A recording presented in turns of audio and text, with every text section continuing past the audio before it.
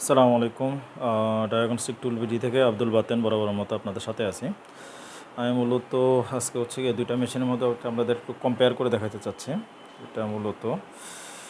এটা হচ্ছে অটুল ব্র্যান্ডের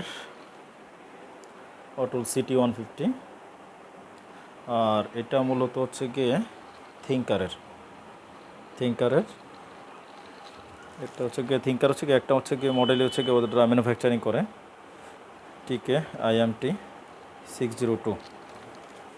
ঠিক আছে, আর এটা থাকতেছে এটার ইউজার ম্যানুয়াল। এটা মূলত আপনারা বাইরের থেকে দেখলে বুঝতে পারতেছেন এটা কতটুকু গ্যাপ। এটার সাথে অনেক ধরনের অ্যাক্সেসরিজ থাকতেছে। এটা মূলত এই মেশিনটা চয়েস করে হচ্ছে মূলত মোটরসাইকেল সার্ভিস সেন্টারগুলো মূলত এই মেশিনটা চয়েস করে, কারণ তারা লো বাজেটে হচ্ছে গিয়ে একটা হচ্ছে গিয়ে কোয়ালিটিফুল মেশিন চায়। আর এটা মূলত বলতেই হয়, এটা মূলত হচ্ছে হেভি ডিউটি হচ্ছে গিয়ে ইউজ করার জন্য, মূলত গাড়ির যে সার্ভিস সেন্টারগুলো আছে বা গাড়ির ওয়ার্কশপগুলো আছে তাদের জন্য মূলত হচ্ছে গিয়ে এই যে হচ্ছে গিয়ে থিঙ্কারের যে মেশিনটা এটা খুব হেল্পফুল হবে। আর মোটরসাইকেল সার্ভিস সেন্টারগুলোর জন্য আসলে এটা অনেক বেশি এক্সপেন্সিভ হয়ে যাবে, কারণ ওনাদের এত বেশি দরকার হয় না। তো লো রেঞ্জে আসলে হচ্ছে গিয়ে বলতে হয় যে অটুলের হচ্ছে গিয়ে CT150টা যে লো রেঞ্জে হচ্ছে গিয়ে অবশ্যই খুব ভালো একটা মেশিন। এই রেঞ্জে আসলে হচ্ছে ইনজেক্টর ক্লিনার হচ্ছে গিয়ে অ্যাকসেপ্ট করা হচ্ছে গিয়ে আসলে হচ্ছে গিয়ে মুশকিল হয়ে যায় এই যে এই রেঞ্জ CT150 ছাড়া। আর এইটা মূলত হচ্ছে গিয়ে হেভি ডিউটি আছে একটা মেশিন। এটা অ্যাট এ টাইম 6টা সিলিন্ডার একসাথে হচ্ছে ক্লিন করা যাবে।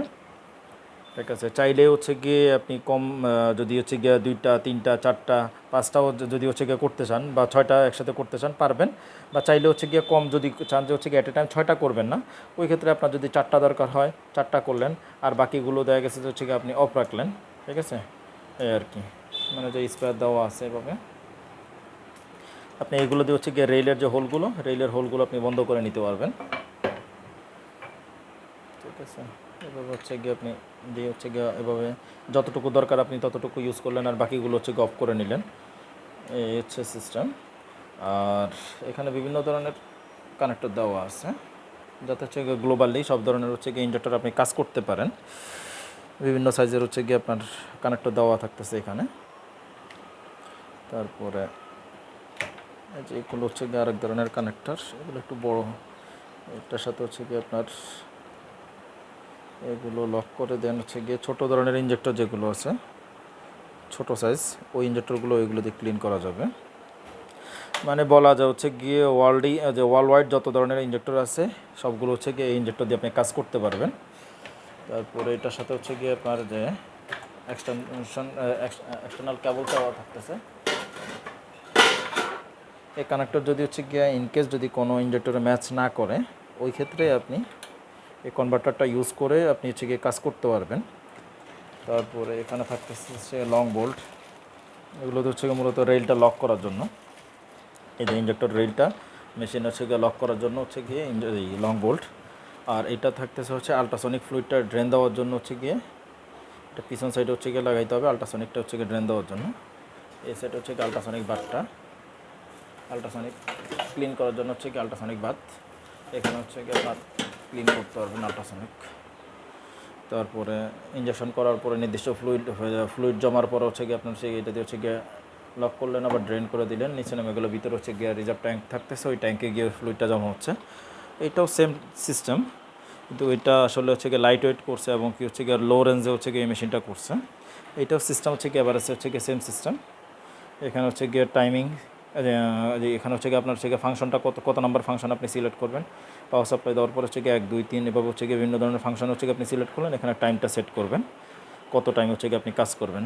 এটাও সেম সিস্টেম, এটা ফাংশনটা সিলেক্ট করলেন, কত নাম্বার ফাংশন আপনি কাজ করবেন, আর হচ্ছে গিয়ে এখানে টাইমটা সেট করলেন।